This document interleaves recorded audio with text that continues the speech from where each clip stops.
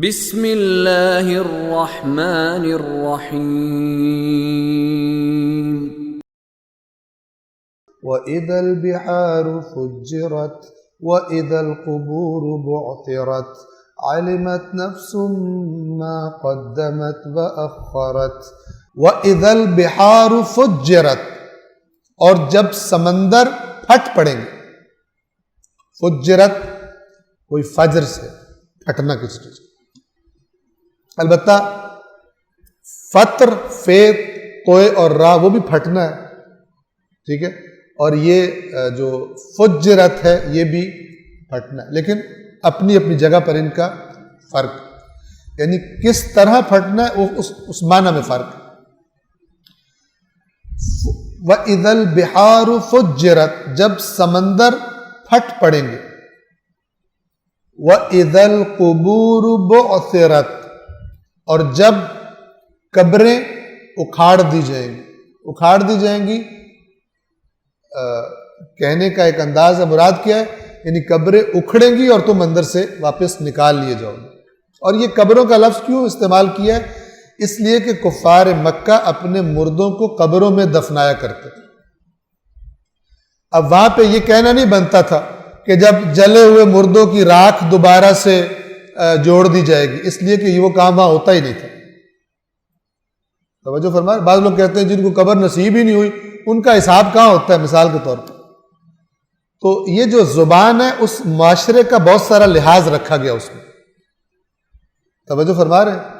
تو ورنہ جو کہیں جلا دیا گیا یا کہیں کوئی غرق ہو گیا، اس کو مچھلیاں کھا گئی ہیں، ان کو تو قبر نہیں ملی، لیکن وہ جو پہلا اس کا حساب کتاب ہے وہ شروع ہو جانا ہے. کیونکہ اللہ اس مادی جسم کو، ایسا نہیں ہے کہ اگر جسم ضائع ہو جائے تو اللہ کے ثبوت ضائع اور ریکارڈ ضائع ہو جائے گا اور اب وہ پکڑ نہیں کر سکتے، ٹھیک ہے نا.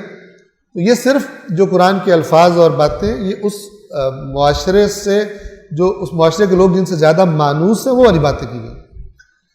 کیونکہ عرب اپنے مردوں کو دفنایا کرتے تھے، اس لیے قبروں کا تذکرہ. وَإِذَا الْقُبُورُ بُعْثِرَتْ، اور جب قبریں اکھیڑ دی جائیں کیا ہوگا اس دن؟ عَلِمَتْ نَفْسٌ مَّا قَدَّمَتْ وَأَخَّرَتْ، اس دن ہر انسان جان لے گا کہ اس نے کیا آگے بھیجا تھا اور کیا پیچھے چھوڑ کے آیا تھا. ما، جو کچھ، قدمت، تقدیم کیا تھا، آگے بھیجا تھا، وَأَخَّرَتْ، پیچھے چھوڑ کے آیا تھا، تاخیر سے. اس کا دو طرح سے معنی کیا جا سکتا ہے. کیا؟ ایک تو یہ کہ جو زندگی میں کام کیے اور آگے بھیجے، اور ایک وہ کہ مرنے کے بعد پیچھے اپنے کیا اثرات چھوڑ آیا تھا. گندے لوگ گندے اثرات چھوڑ جاتے ہیں، گندی چیزیں چھوڑ جاتے ہیں، گندی حرکتیں چھوڑ جاتے ہیں، گندی عادتیں چھوڑ جاتے ہیں، گندی جگہ چھوڑ جاتے ہیں جہاں پہ خرابیاں ہوتی ہیں، اور اچھے لوگ پیچھے اچھے آثار چھوڑ جاتے ہیں.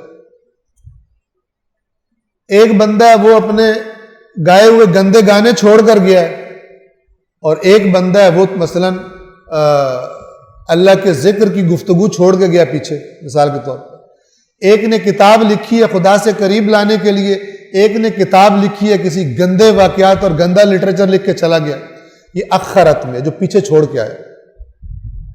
ایک نے اولاد کی تربیت کی ہے اچھی اور چھوڑ کے چلا گیا.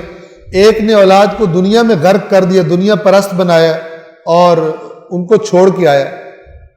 تو جب یہ قیامت آئے گی تو خدا کیا عَلِمَتْ نَفْسٌ، جان لے گا ہر نفس، مَا قَدَّمَتْ، آگے کیا بھیجا تھا، وَأَخَّرَتْ، اور پیچھے کیا چھوڑ کے آیا. کہے گا میں نے یا اللہ یہ تو میں نے نہیں کیا.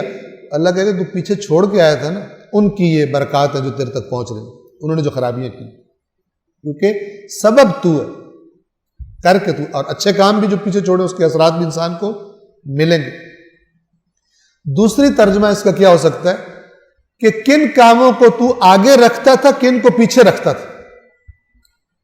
دنیا یعنی جب قیامت آئے گی تو انسان کہے گا کہ اللہ کہے گا تجھے اس کام کو آگے رکھنا چاہیے تھا، پہلے تو یہ کام تجھے چاہیے تھا کرتا، تو اس کو پس پش ڈال دیتا تھا، اور جس کام کو پس پش ڈالنا تھا اس کو تو پہلے کیا کرتا تھا. تو انسان کو پتہ چل جائے گا کن چیزوں کو وہ اہمیت دیتا تھا، کن چیزوں کو غیر اہم سمجھ کے پیچھے رکھ دیتا تھا. کچھ کام ہوتے ہیں نا، ہم کہتے ہیں یار یہ بعد میں بھی ہو جائے گا، کر لیں گے، کوئی نہیں، کون سی قیامت آ رہی ہے، اور بعض کام کہتے ہیں نہیں یہ تو ابھی کرنا ہے، اس کو لیٹ نہیں کرنا. یہ ایک معنی. ما قدمت، مقدم کن چیزوں کو رکھتا تھا، وہ اخرت، اور مؤخر کن چیزوں کو کرتا تھا، بعد میں کر لیں. علمت نفس ما قدمت و اخرت، اس وقت انسان کو علم ہو جائے گا کہ اس نے کیا آگے بھیجا تھا اور کیا پیچھے چھوڑ کے آیا تھا. صدق اللہ العلی العظیم.